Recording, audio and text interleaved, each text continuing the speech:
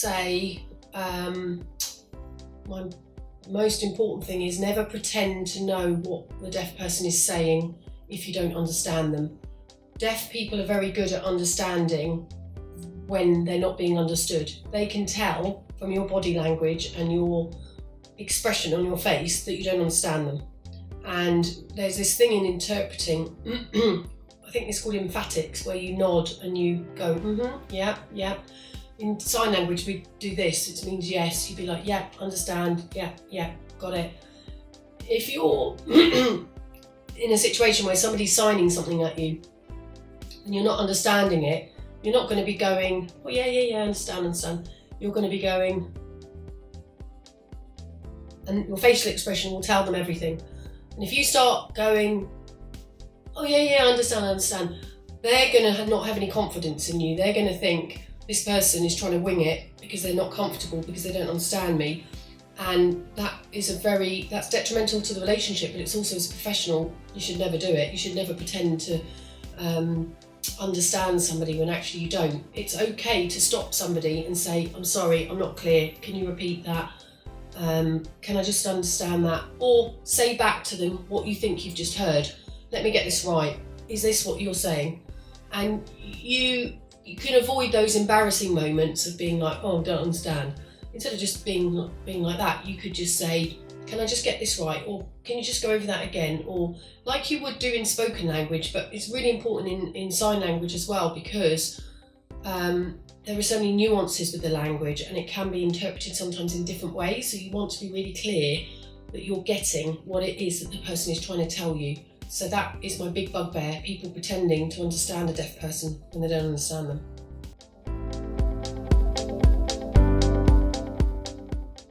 Communication, empathy, and fun.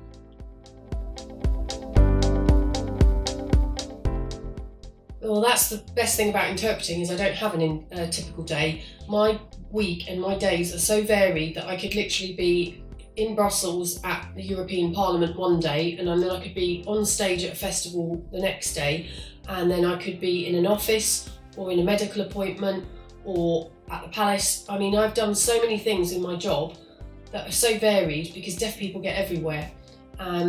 I actually mostly work on stage, so I do a lot of performance interpreting, so I do music and poetry and all that kind of stuff in theatre.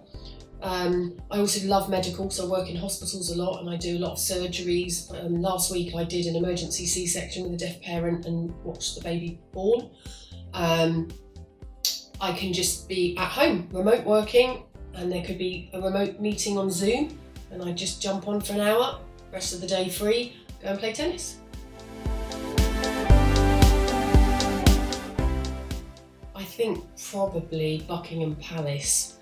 I've been there a couple of times. The first time I went there for a person that was applying for a role as a cleaner, and as part of the interview they took her up to one of the guest bedrooms overlooking the mall, and it was just a bit of a pinch me moment, because whereas normally when you're at the palace looking into the palace and you see the facade of the palace and you look into the bedroom windows, I was looking out of those windows at the crowds, and I've done that millions of times myself as a tourist.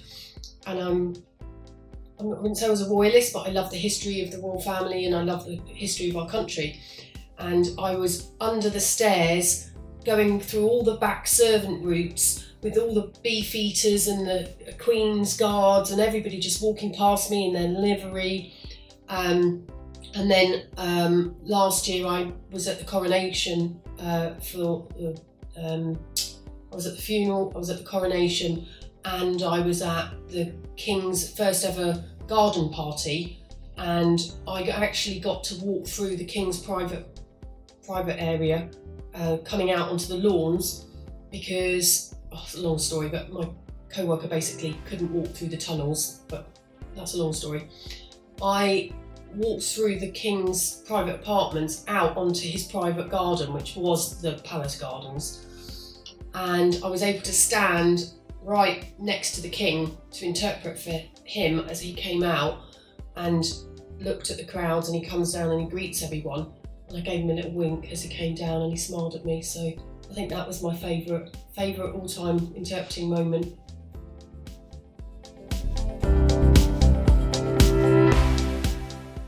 if you want to be fully qualified as a BSL interpreter, you need to either go and do a university degree or a specific sign language interpreting course. There was a thing called level 6.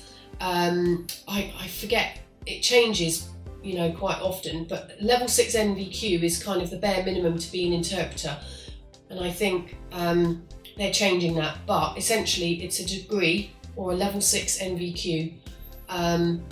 You can't just say, oh, my parents are deaf, I'm fluent in this language. You have to have a qualification, and it's usually run by the universities or higher education colleges. I personally did an MA in, I did my level 6 and then I did an MA in sign language interpreting and linguistics, and then been qualified for nearly 10 years now.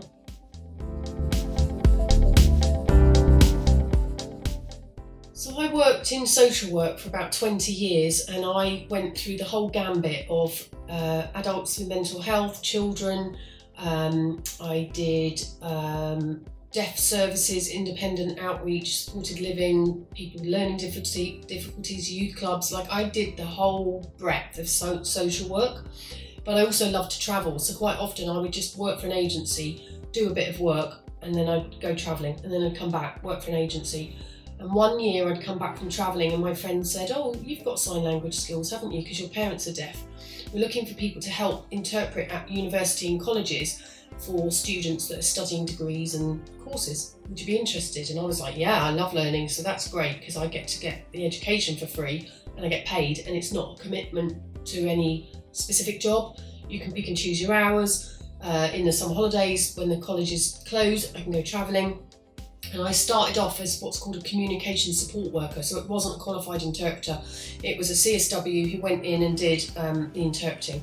Now they've changed the rules where you can't be a CSW in university, you have to be qualified minimum level 6. And I went from the universities to do my MA because I realised that I wasn't able to work in other areas. As a CSW, I could only work in the colleges at that time, and it wasn't very satisfying because you were stuck with one student for the whole of the course, and if you didn't like the course and you didn't like the student or the classmates or whatever, you were sort of stuck there. So I decided to go and get the qualification to really free me up, because I could have gone into legal and done court interpreting. Not interested in that. Police work, there's education work obviously still going on, and there were certain things that I didn't want to do. I didn't want to do education anymore. I didn't want to do legal. But I really was interested in medical, and a friend of mine was at the time studying to become a doctor, and she's deaf with a cochlear implant, and I got to go on her journey as a doctor, and I was basically a doctor for like 6 years because I did all her medical training, I did all of her F1, F2 and post, she's now like ST7, and I've worked with her for like 7 years. So it was being able to have the interest in all different sorts of areas, but the flexibility to go into those areas with the qualification. And I really love helping people, and every day I feel like at the end of my day, whether I've done a Zoom call or helped give birth or a social work meeting or something, I always feel like I've helped people. I've helped people access communication. I've often been a little bit part social worker, part communicator in difficult meetings, and that plays to my strengths because I'm quite an empathic person, and social work was my very first love. So it really ticked all the boxes. I don't have a boss. I have the freedom to, work as a freelancer, pick and choose my hours. I've got some regular clients, and I can, go travelling with my job. I've been, abroad with my job. So it really ticks all the boxes for me because it's so varied as well. And I could not do 9 to 5 in an office. No thanks. So yeah, this I think plays to my strengths and fits in with my lifestyle really.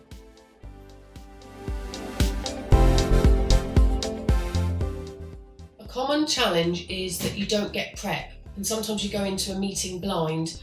And I've had situations once when I went into a doctor's meeting and I thought it was a blood test result, which it was, but it ended up being a very serious conversation with this guy who had very high potassium and needed blood transfusions for the next week, every single day, to drain his entire blood out of his body because he'd had too much potassium tablets and been eating too many bananas. Now, in that situation, you're not expecting a doctor to say you could die because the results of your blood tests are so, off the chart. So preparation and not having preparation is the biggest challenge, because sometimes you go into meetings completely blind and you don't know what to expect, and you've just got to react to it in the moment. And there's no preparing for that. Experience gives you a lot of help, because you can say to yourself, I've done this before, I'll do it in that way, or I'll choose to do it in that way, or whatever. So your experience helps a lot. But for me, how you deal with it is, as much as you can before the meeting starts, try and pull someone to one side and say, I've not been given any prep. Can you just give me a heads up what this meeting's about? Can you tell me just briefly? And just try and get 5 minutes with the person. Get there early, first of all, get there super early. Talk to somebody, what's the meeting about? How many deaf people? And try and understand what you're there for. But prep is the number one thing that you should get that you don't, that really impacts on how you manage your job.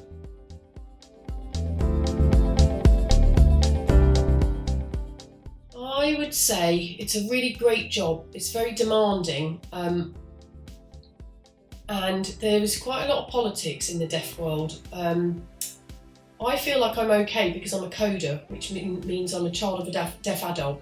So sometimes when you go into bookings with deaf people, they've had such a terrible experience with interpreters that they're very wary of interpreters, and if you don't sign very well, they will let you know, and they will sometimes not want you to be there, and they will ask you not to come back.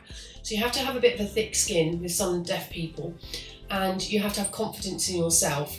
And that goes back to what I was saying about not pretending, because the deaf person will be like, no, you don't understand me, you're not good enough. So I would say go for it, but be mindful that every deaf person's different. They sign a little bit different, so you really have to completely immerse yourself in deaf culture in order to learn the language. If it's not your first language, like it is for me, you've got to be able to understand every single type of deaf person that you're going to meet. And the only way you can really do that is by meeting lots of deaf people. So go to the deaf clubs, get yourself immersed in deaf culture so that you understand the nuances of the language as well as the language itself. You might have regional variations, you might have people with English as a second language. There's a lot of Eastern European deaf service users in London, and sometimes they don't use English lip patterns, so you really have to rely on sign language because they don't use their mouth to enunciate. And the only way you can navigate that is by having the experience, by talking to so many deaf people and having a breadth of experience before you kind of go into the job.